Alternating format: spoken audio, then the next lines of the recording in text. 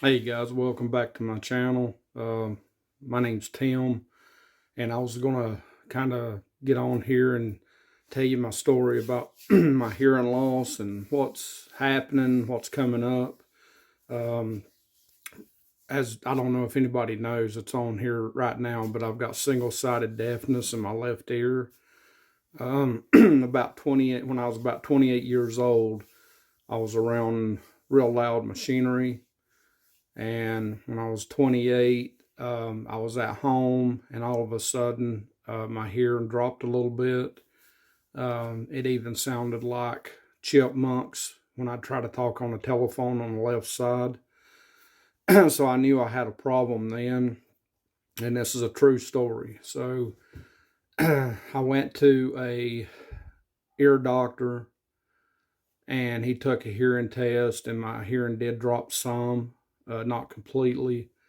And I'm gonna be honest with you, what he done, he didn't give me no prescription, nothing like that, but he prayed for me. And when he prayed for me and he took the hearing test again, my hearing had come up some.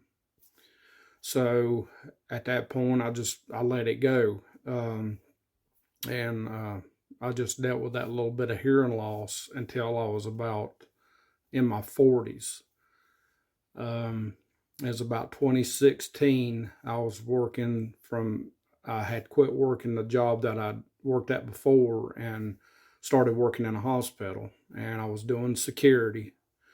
And I was up on a behavioral health floor, sitting in the hallway watching behavioral health unit. And all of a sudden, I heard my ear pop again, and I had a real loud ringing, and it was just it was crazy, and I couldn't hear nothing out of my left ear. So my team leader came up. I let him know because I could still hear out of my right.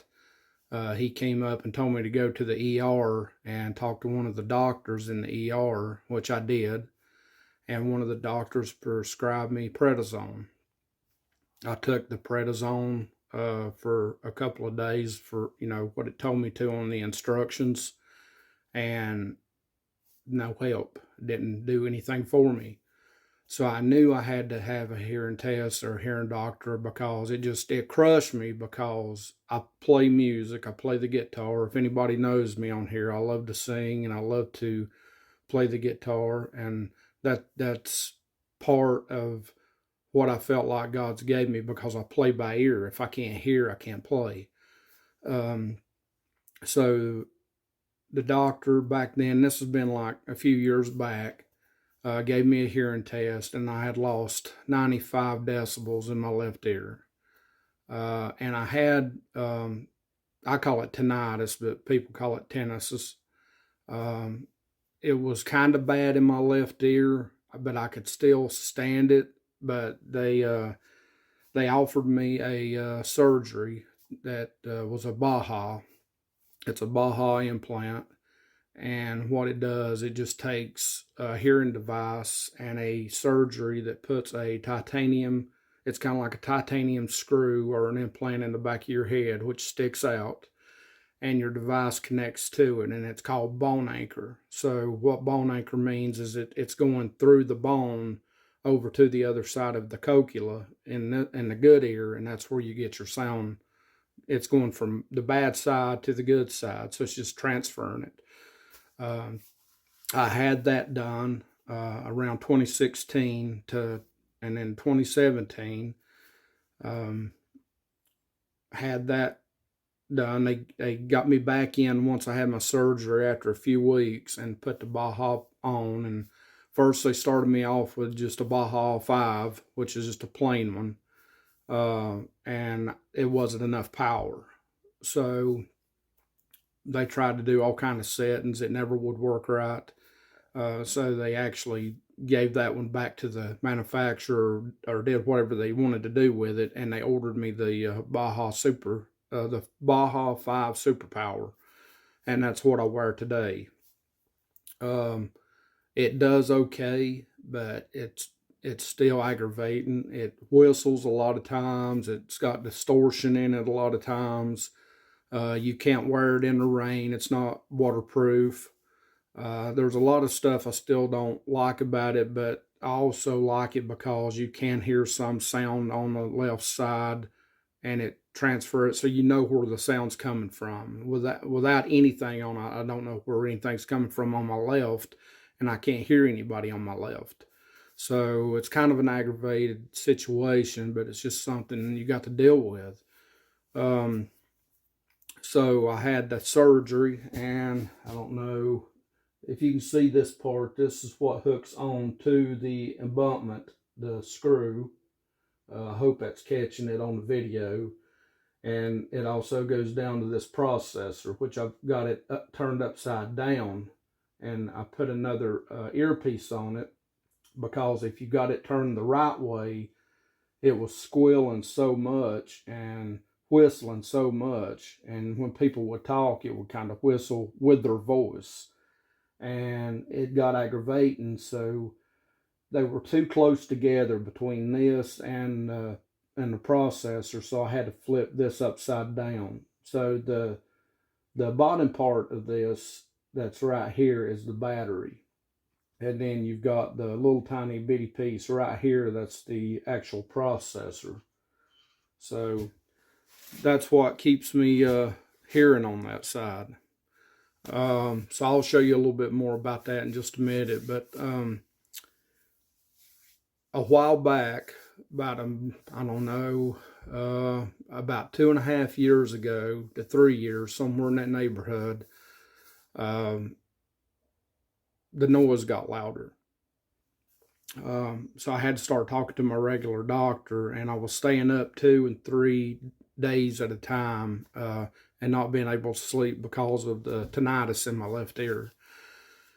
So they put me on trazodone to help me sleep at night. Well, this went on for about 2.5 years, somewhere right in there, and I got tired of doing this, so I had to go back to my hearing doctor, which was about a week or so ago. And I can't remember the medication he put me on, but I've got to take I've got to take a pill every night for 7 days. Then I've got to take 2 pills a night for 7 days. And then I've got to take 1 pill in the morning and 2 pills at night, 2 pills at night before I go to bed. And I've got to keep that up until I go back. And my doctor right now is Frank Melvin. He's absolutely wonderful. I mean, he's a really good doctor. And at the end of this, I'll have his picture and the picture of the other doctor. They're sending me to a Cochlear doctor that's in with them, and I'm going to see what he says. And I hope and pray that that I get a Cochlear implant, which I'd have to go through surgery all over again to have that completed. And it's a process to where you've got to learn words and recognize different sounds and all that. So it's going to be a process and a program that I'm going to have to stick with to be able to learn how to hear. And it's actually going to be kind of like this, but the only difference is it's using my inner ear. They're going to have to go into my inner ear with a coil, and it's all digitalized and all that. It's done with computers and your hearing. So I've got to learn all about that, and I just pray that the insurance company and everything, lets me get this, because if I don't get it, I'm stuck with what I've already got. So when I went and had the hearing test, my hearing test was at 95 decibels to begin with, and I had lost 15 more decibels. So now I'm looking at 110 decibels lost in my left ear, which, I mean, you can't hear nothing. But I wanted to bring that a light to anybody out there that's got single side deafness. If you've got any information or your story or what you're going through, and if you've went from a Baha to a Cochlear, did it make a big difference? Did you notice a bigger difference than what the Baha is doing? Do you think it would help me for single side deafness on the left ear. I still have a good hearing on my right ear. So I hopefully, if I get the cochlear implant, that it will be better. In other words, this right here, instead of I'm going to pop this off just a minute and show you. So this is the hookup right here on my ear, and that's just an abutment where they go in and they screw this into your skull. They screw it into the bone. And this piece fits right back on it, if I can find it. And you can probably hear it whistling. Sometimes it takes me a minute to find it. And I pop it back on, and that's what gives me my hearing. So that would be took out. That piece would be took back out of my skull, and they would cut me or cut me behind the ear and cut me up through here to put the device that it would be a magnet that would just stick to my head. The Baha, I'll take it off and show you. This is what the Baha looks like. So this is the way it normally sets, is like this. And this goes right on, let me turn this around. This goes on your head like this. So you've got these pieces. You've got this wire which transmits everything from this processor up to this. And that's where your hearing is coming from. The battery, sorry, I still got it on. The battery, all you got to do is turn it, twist it, and it pops right off. And there's little things on the side that catches it, if you can see that. They've got it to where when you twist it, it just goes in place. And that's what the inside of it looks like. So you can put it back on, twist it, and it goes right back on. And like I said, this earpiece, I swapped this earpiece out. This earpiece wasn't on here to begin with.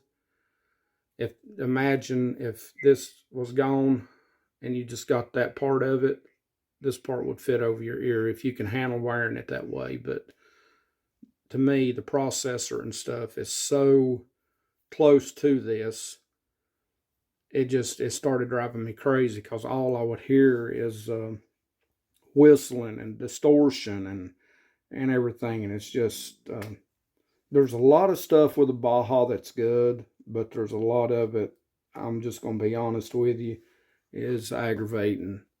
And like I said, I'm not used to wearing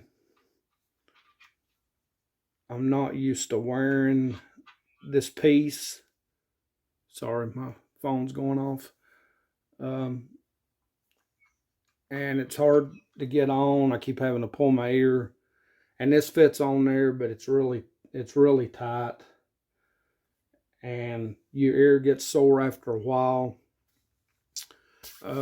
But so far, that's kind of my story for right now. Right now, it's 2024. I got to go talk to the doctor in March. And also, I got to go for an audiologist, because since my decibels in my left ear has dropped 15 more decibels, they've got to redo the settings on the Baha. Also, the apps that I had, you can also have apps that control the volume and different things that you can link to. My Baha's not wanting to link to it anymore. I think I got it to link up one time with it, and it stayed on a few minutes, and then it dropped signal, and it's just not doing what it needs to do. So I got to go back and have all that redone. So just pray for me. Like I said, I'll put the doctor's stuff up on the very end of this and show you Dr. Melvin if anybody ever has any problems. And this is in Asheville, North Carolina. They're really good people. They take care of their people. They try to do whatever they can to help you out. And guys, if you have a single-sided deafness or any kind of deafness, let me know. I know it is a struggle.